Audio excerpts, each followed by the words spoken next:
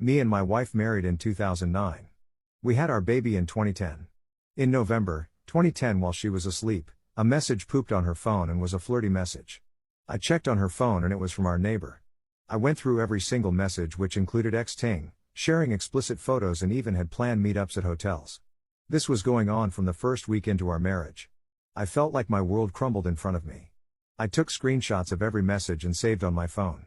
Next day I contacted Em and let her know about the affair. They were married for 4 years and had their first baby almost exact same time as we had ours. I confronted my wife and told her that I'm going to give her divorce. She started crying and everything else, but I did not consider it. I also did paternity test on our child, son, because the affair timeline was same as conception date. After 2 days, when I come home from work, our baby was crying in our bed and X was nowhere to be seen. Then I found a letter of her telling that she did not love me and she had left with AP and to not contact them. I knew this was coming, but I didn't believe that a mother can leave her child, was about 6 months alone, and can run off with her lover. I then went to Em's house. She had received same letter by her husband. I felt sorry for her as she was going from postpartum depression, had her baby just a few months ago and was left alone. Also, paternity test result came back and he was my son.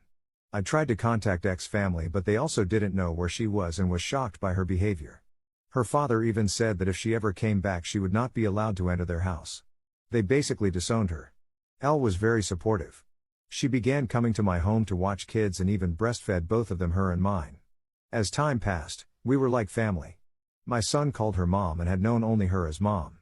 We also decided to go on dates. We engaged a year later and married in 2013. We had our first child in 2015. We often discussed things about our exes and how we were often disrespected by them. We were happy family. In 2018, when my son accidentally saw a picture of my ex, picture after birth, so it included X, me and him. So we decided to tell him that her birth mother X had died in car accident years ago and Elle took care of him since he was 6 months old.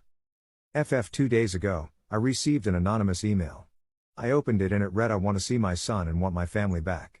We are not divorced yet." I knew it was X.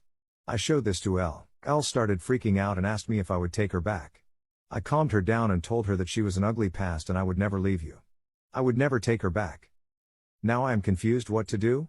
I will definitely not take her back, but should I let her meet my son or not? Should I take my son's opportunity to have connection with her birth mother? Update. So let's start by saying this, that we didn't require court or lawyer. Some of you claimed that she would have no parental rights over my son as she had abandoned us years ago. To confirm the claim, I contacted my friend, who is a lawyer, and confirmed that she could face heavy fine, termination of parental rights, and jail. I told him about the time period of abandonment and asked what were the chances of winning in my case. He told me that if a parent fails to contact physically to child for over a year, 99% he or she is given termination of parental rights. I had a sigh of relief after listening those words. I also joined therapy with my son so that I can tell him the truth about his biological mother.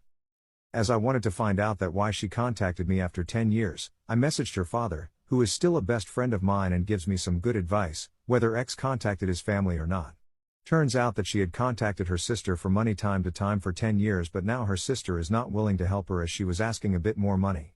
I asked him about her conditions and whether introducing her to my son would be a good idea or not. He answered by saying, she just has a minimum wage job and lives in small apartment with 3 roommates. By listening him saying this, I felt bad for her, but she earned it. He said that she would have a bad influence on our son, so it's better not to introduce him to X. Next, I called her sister and asked her what were their conversations like in past 10 years. She told me everything. How X contacted her only for money because after paying rent, she had no money left for groceries and other utilities. X never asked about my son but only for money. I asked her about relationship between X and AP, to which she replied, he is in prison for SA since 2015. I don't know why, but I felt happy upon hearing this news. I asked her whether X knows about the divorce or not. She said X has no idea about the divorce and she still thinks that we are legally married. I asked her to tell X about everything, divorce, child custody, my new family, and that she has no right over my son. I told everything to Em and she was a bit surprised by X's behavior. She never thought that a mother can be so careless towards her own child. She was shocked to hear the news about AP. It's been 30 days and X has not contacted us. Family counseling is going great and we have decided to legally adopt one another's kids. I don't think X will contact, as her sister might have told her about her position in case legally and that she would just waste money by hiring an attorney.